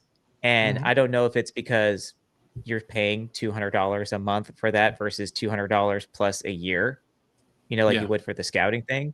Yeah. Because because I think that it's very good that we want to go out there and put him out there to say, listen, you can potentially do both. It's like you can become an Eagle Scout and you can also join the NFL. Because I saw one of the videos that said, only 1% of people will become pro athletes. It's like, but all the other skills that a scout learns will help them throughout their entire life. Or I'm butchering the way they said. And I was like, that's a great way to think of it. Because there are parents out there who are like, I'm going to make sure that he becomes the next Wayne Gretzky or, Usain Bolt or something like that. And it's like, okay, so we're not going to go to scouting. But then they don't know basic first aid. They don't know how to balance a checkbook. They don't know how to use Scoutly on the website. Like all these things that's out there. But I want to tack on to that. I totally agree with everything you're saying.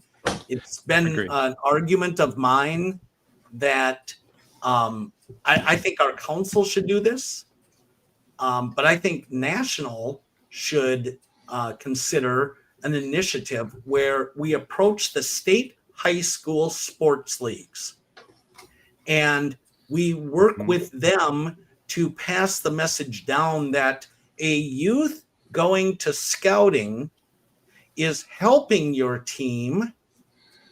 But the reason they choose the sports over scouting is because many of the coaches take the attitude, if you don't show up for practice, you don't play. For whatever reason. That sport or sports becomes the priority, the only thing. And the parents obviously are paying money for it. They're paying money for it now. That's a whole different discussion that we'll avoid about the cost of scouting and comparing it to sports. But I think the best step would be to approach the state high school leagues to find a partnership with scouting. And because if we're developing leaders, isn't that what every coach wants on their team, is somebody that knows how to lead? And we need to redefine what leadership is. Leadership is following at the right time and knowing when to step up and take the field. It also has servant leadership. That's what scouting talks about, is servant leadership. And I have a video coming up this week that's going to kind of address some of that. Okay. The one thing that with sports that factors in that a lot of parents don't really get, you have to have a skill. You have to be able to throw the ball. You have to be able to kick the ball or whatever sport it is. You also need luck with a lot of that. You need to get in the right place at the right time and play the right game and have the right thing happen. That's very chancy. None of that plays in with scouting. A scout earns their way through. They get those skills as a process. It's a little bit different. And I believe that you're right. There are a lot of teams should also think, maybe we should look at the local troop and do some campouts. And you want to talk about learning how to get along with your teammates. You go on a camp out or a canoe trip or a hike, you're gonna get along. it's gonna happen. That's just the scouting way. So I think you touched on something that's quite realistic today for parents to understand. Sports are great. Don't get me wrong. Sports are great. I'm not a big sports person because I'm so involved in leadership training. So that's the reason. And I've had a conversation. We're missing the boat on that part. I've had different conversations, and obviously, as if you watch our show here, you'll know I'm sarcastic, but I am tactful in Yes, person most of the time. Sometimes. But I've asked parents when sometimes. I'm a button pusher. I know that. But I've had numerous conversations about these sports versus scouting. And there was one parent that was like, no, my kid's going to play hockey and we just can't balance it. I'm like, so is he going to be a good car salesman later in life? What do you mean? Yeah. He's going to be a hockey player. What's he going to do after hockey? Yeah. What's he going to do? Sports don't last. You want knee injury, you're out. Well, there's the point. A concussion puts you out. The stuff we do in scouting, no matter big and small, and they summarize it in some of their statistics that they give of saying 1 year of scouting improves the likelihood of avoiding issues later in life for anyone that partakes just 1 year in scouting. Yeah. They don't even say whether it's Cub Scouting or teen scouting. But I said my point of why we need to balance this is I get it when the coach is saying if you don't show up, you don't play. That's not fair because we're giving you skills for life and we're not putting those same demands on you. And any unit that does, because I've heard stories of some units, no, if you don't come to the PLC, you're not going on the camping or leading on the camping. Right. That's wrong. Some troops have a requirement for participation. That's their rules. That's the individual unit's rules, bylaws. Sometimes I hear parents or scouts say, "Yeah, I'm dropping out of scouting because the sports schedule." So what they're really saying is that somehow the scouting program in their unit or whatever is not meeting their needs. That's what they're really saying. If they pick sports rather than scouting. So exactly. I think we need to understand what are the needs that aren't being met and see how our program can meet those needs. I think some of those needs are not able to be met because they are not righteous needs. Okay. I think they're very self-serving needs in some cases. Well, they go to the big game and the stadium is full and mom and dad are cheering them on. What's the difference between a blue and gold or a Pinewood Derby or, those only happen once a year. The games can happen multiple times a week. Yeah, exactly. I also think that sometimes unrealistic expectations, like the parents expect sometimes, like I'm going to teach this scout to use a knife one time and they'll be an expert in using a knife. Like, no, they have to be taught it multiple times the same way that you have to be taught multiple times because, their brains are malleable, but they forget things because they have the attention span of a goldfish, so it's like, so we have to go over and over it and all of that. So like, I think that there is that. Also clarification, a correction. So I re-pulled up that list to see who else was on that list, and the Chat GPT did me wrong, and it said here are people who are almost who are believed to be Eagle Scouts but are not, and Jack Black's on there. So he was involved in Cub Scouts and scouting, as was Bill Nye, the science guy, apparently, but they did not make Eagle. So correction to last on that, so people don't fact check me later on. But yeah, I think that they will. They will, yeah, and that's fine. Like, definitely point me out if I'm wrong. But I think it comes down to that there is this prestigiousness with people doing sports and the time commitment for it, and the reason that a youth will go out and they'll wear their uniform around town because they have a certain amount of pride in it. And I venture to say that there are plenty of kids that I've seen who, as soon as they're out and done with Scouts, they take it off because they don't have that same level of prestige as they do if they have their hockey or whatever sport that they have on, because there's some social clout with it. Like, oh, you play football, you must be tough. Oh, you play lacrosse, you must be able to knock people down. Different things along that line. So yeah. Well, there's one other thing that takes Scouts out of the loop, and it's not just sports. There's one more that you didn't think about. Robotics. Band. Oh, really? Yeah. Marching band. Oh my gosh, they're gone for 4 weeks, 5 weeks. I would put on robotics as my second most seen exit. I mean, sports is number one, but the one I've seen kind of second is robotics. Band wouldn't have even been in my top 10. Yeah. Yeah. Honestly, if my kids kind of get away from scouting in high school, it would probably be robotics. Would be it. It's a big draw. So and that's another thing where you have to have talent and luck. So that's you have to have the talent to build the robots. You have to be able to be in the right competition for it. The whole. Yeah, I think it does have a future for a lot of individuals, just like sports, but it's rare. All right. Bringing things full circle from our original topic of large and small, one of the things that I was going to bring up is I don't think large or small groups succeed or fail because of their size. I think it's purely on the attitude, training, and commitment, all combined, of the adult leaders and the families that you get in there. Because you get one or two rotten families in a group of all do-gooders doing the right thing, they can tear a unit apart in no time. Yep. And so having expectations and strong leadership to say, we don't, you know what? I would rather lose a bad family because they will take 3 or 4 away while I'm trying to convert them or make them see the light.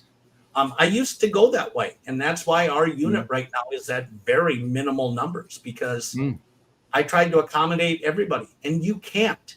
You make everybody upset. That's you can't make everybody happy. Right. But you have to figure out what your unit's niche is going to be as a leadership team of adults, especially a Cub Scout unit, and stick to that plan. Now, I don't know what you would say to that, Matt, but that's what I found to be our commitment. And our new Cub Scout unit in its 3rd year now, we have a set kind of culture. And it's opposite of the neighboring unit. But it's hard to promote it because everybody can take things politically. But it's a value-based system.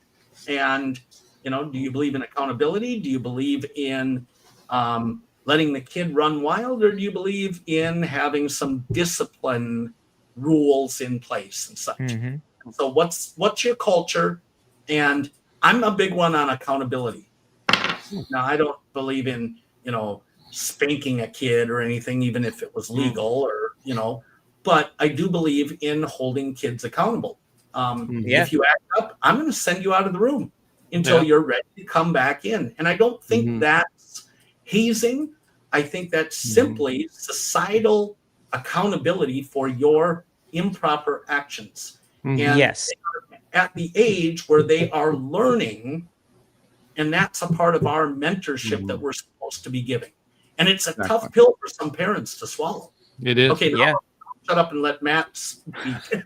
But that's true, is because I've been one to talk very sternly and direct to my AOLs, and I was up on stage the other day when we were handing out things, and they were acting a fool, and I stopped what I was saying on stage. Arrows, I want you to set the example. You will act accordingly. And like all the parents looked at me. I'm like, no, they are the ones who are representing the pack. They are the, you know, the pallbearers, whatever you want to call it.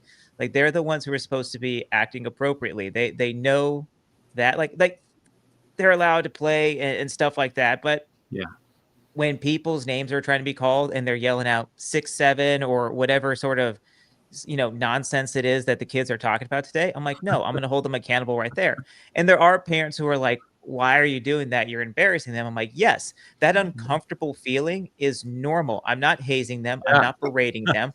I'm not insulting them. I'm telling them you are not acting appropriately. And it doesn't matter where we are going to be held to that standard.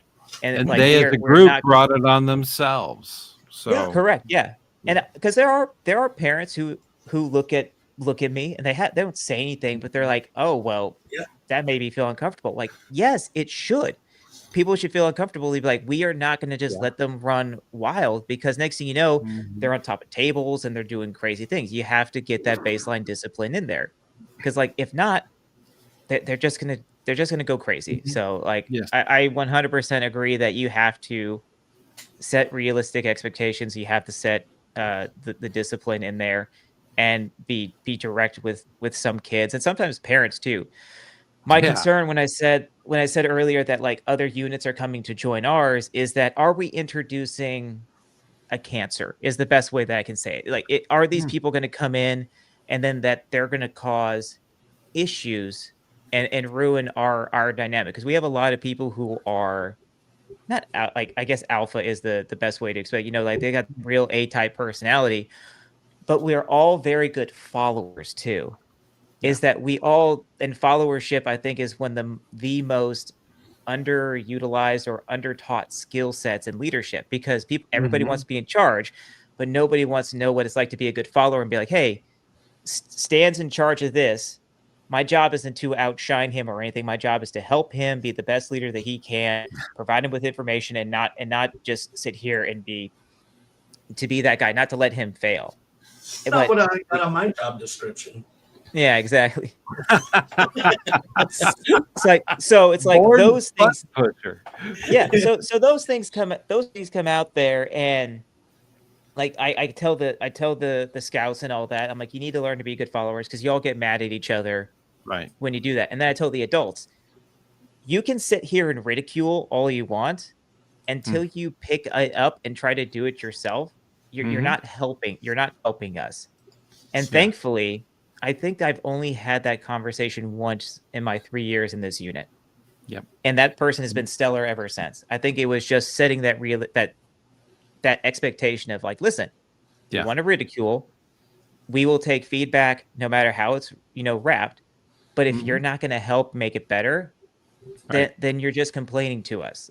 So I just need you to help out. And that person's been stellar ever since. So I haven't had a problem with them at all since that conversation. And Matt, to your point of being concerned about those people that are being attracted to your unit and growing your unit and diversifying your unit, that from experience, I will say there's good and bad to it in trying to accommodate everyone, but lessons learned, I wish I would have stuck to my gun, saying, no, this is our identity.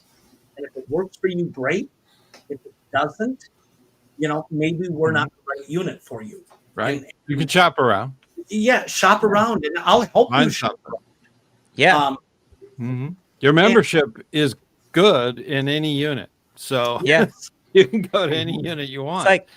It's like, and I might be a little harsh, but there is a part of me that has, you know, when you start having those fake arguments in your head because you're trying to figure out like, what can I say if this person says this?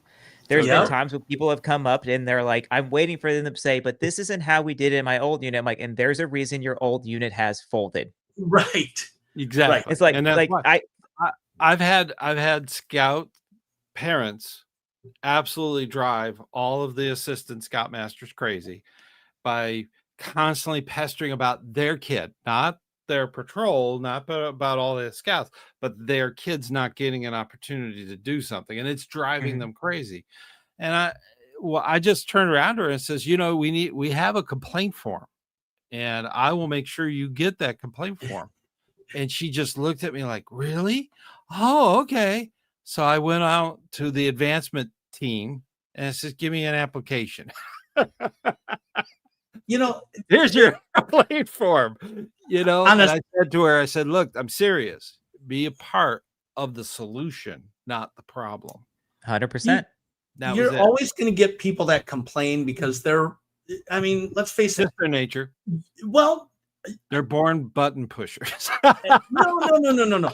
So as I've shared before, I don't have kids. So I have some good things that I can bring to scouting. And I was always worried that somebody would go, well, you don't understand because you don't have kids. And I love that when I talk to people that don't know I'm in scouting, because I got thousands of kids, more so than if I'd actually had kids. But I understand what it's like to be a parent, to, even though I don't have kids, to advocate for your kid. It's an instinctual thing. It is. And as a leader, you have to understand that every parent is going to side on their kid's side. When it gets nasty, you're going to take your kid's side. Okay. And the ones that come out when it's not a big deal, going, well, my kid's not getting the opportunity that I think they should. Exactly. Okay. I truly agree with you that they need to be a part of the solution of the unit. Right. So that of all the scouts. But they need to fall in line too, because I've had it kind of backfire where I brought them in as leaders, and then they decided that I was not right to be the scoutmaster and they were going to take over. And it's like, I actually was like, okay, let them take over. And my committee chair told me, no, that will never happen. There's no other adults here that want that. And I said, but the rules say and stuff. This is where I formed the attitude of, when you build a culture, you need a core group of people that are there, committed and working together to fend off that stuff. When you make it a utopia type of unit, it's bound to fail eventually, because some alpha is going to come in and try and take over. Another alpha is going to butt heads. And now nobody's serving anything. And who loses? The kids. The kids. Yeah, 100%. Exactly. And that's the ones that are what we committed got to to stop in doing. The families that are committed to the program are the first ones to find other units. And sometimes the unit just isn't gelling. It's not what they want to do. There are some units that are focused on camping every single month. Sure. Including the month that they're going to summer camp. They're going to do a weekend. Okay. Which that drives them crazy. Or there's a troop that does canoe trips 5-6 times a year. Yeah. Big, and big hiking things and high adventure and you name it. There are units out there. But then there's the other unit that goes camping twice a year, camporees and things, and they do robot stuff and they do computer games and they do lock-ins at NASA.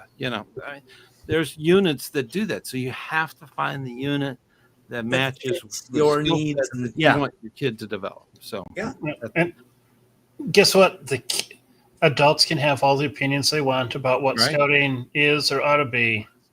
The scouts decide if they're having fun or not. That's really what it boils down to. It's up to the scout. So and a scout should never feel they have to quit. There's no reason. They can move to another unit. Upgrade, as I call it, to another unit. But that's a generic kind of statement. I think people get used to what they are introduced to. So if you get used to a unit that camps every week, or every month, that's what scouting becomes to you. And so, and that's what appeals to you. But if your kid doesn't like going camping every weekend, I mean, it got to the point where it was twice a month.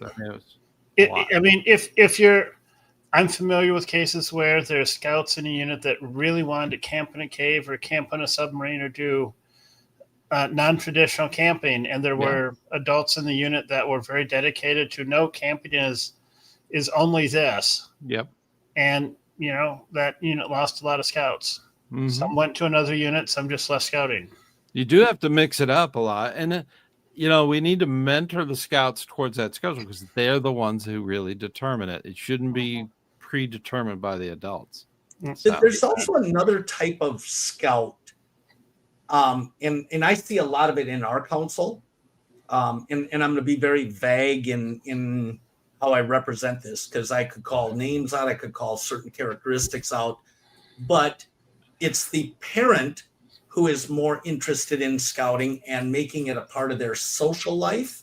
Mm-hmm. They force their kid and their kid loses interest because the adult is more committed to the scouting than the kid.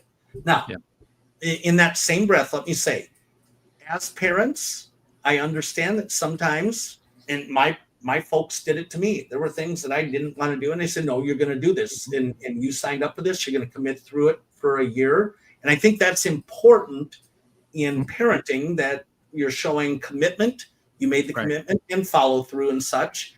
But I've seen a lot of adults who just get so into scouting and think they know everything. And their kid has bowed out because they've become so absorbed in scouting and their social needs that they're not doing scouting for their kid. They're doing it for their personal fulfillment. And that's it's not a bad thing, but it's not, those are the ones that I go, don't talk to me about the kids come first because you didn't put your kid first. So we're supposed to lead by example, at least to the best of our abilities. Right. And so I have much more respect for somebody who says, I really enjoy it a lot and I kind of dropped the ball on my kid there. I'm gonna have a lot more respect for you than somebody goes, well, my kid's more into sports and stuff. No, you needed to put your kid first, but then that gets into that area that I avoid. I don't like to criticize people for parenting directly.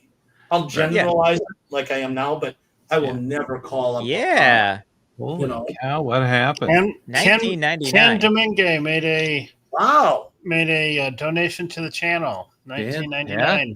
Be a part of the solution, not a part of the problem. Absolutely, and that deserves a big. There we go.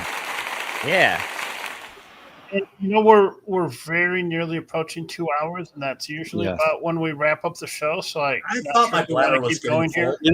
And this is something I want to bring up. When a troop goes camping, they don't bring any parents. Well, they can't anymore. You know what I mean? They bring leaders. Exactly. So when their kid comes over to Leaderland, they go, Mr. Richards, they actually use appropriate names. They don't say dad, because then all of them will turn around. That's good. Let's get this. It is so important to make that cut, between parents and leaders. They need to have that clear. And they're there not to helicopter over their kids, or their patrol that the kid is in. They're there to help all the patrols. They're there to help all the scouts in the den. That's the important bit. That the leaders need that. They need to fight that natural thing that ScoutmasterBucky was talking about, where you're going to be there for your kid. You need to fight that and say, I'm here as a scout leader for all these scouts. And that's the important bit. I think that if you can just start getting that going as a cultural thing in your unit, you'll have better leaders. So. Stan, I want to thank you for your leadership tonight and your inclusion. And Matt, I love some of the things I learned from you tonight. Mike, you kind of keep me in line. Thanks. I appreciate it. I try to keep us from heading down a rabbit hole. And there we go. Hopefully it's interesting. So I hope our audience appreciated us tonight. And again, I just thank you for that. And I'm going to say God bless to everybody, because we need to have a little more reverence in our world. That's so true. I'll That's agree so with true. that. And as far as the night chat here, I think it's wonderful that we can sit and debate issues and talk about our own ideas. That's a wonderful thing, and for the audience to learn. And they sometimes I've read the comments that are on the side of the thing. It's amazing. They'll have their own conversations. So there's more going on than just four of us. Okay. So it's amazing. It's amazing. And you and know what? We everybody should. that here needs to subscribe to Matt's channel, please. Yes. And tell us what you want us to talk about next month. If you're watching this, I don't know. you know, We'll have to my think suggestion for next month is Cub Scout camping. Oh yeah. That would be good. That would be good. So Matt, you're on the lead there. Now, I was going to recommend camping. Okay. Yeah, I was going to recommend about things about service, since we are going into the end of the year, and we're going to have like Thanksgiving and Christmas and all that, and a lot of places will be service focused. I think that's going to be a good topic. And I want to put out there to everybody who's in the chat, make sure you guys are sharing this with all of your scouting friends out there, because the more you get people involved with this and the more you share this, the more we can get in here, the better the show is going to be. So yeah. And that's the thing. Don't keep it a secret. And not only give it a thumbs up, that's the little banner at the bottom there, but a comment would be awesome. That helps YouTube know that this is a relevant discussion to really promote.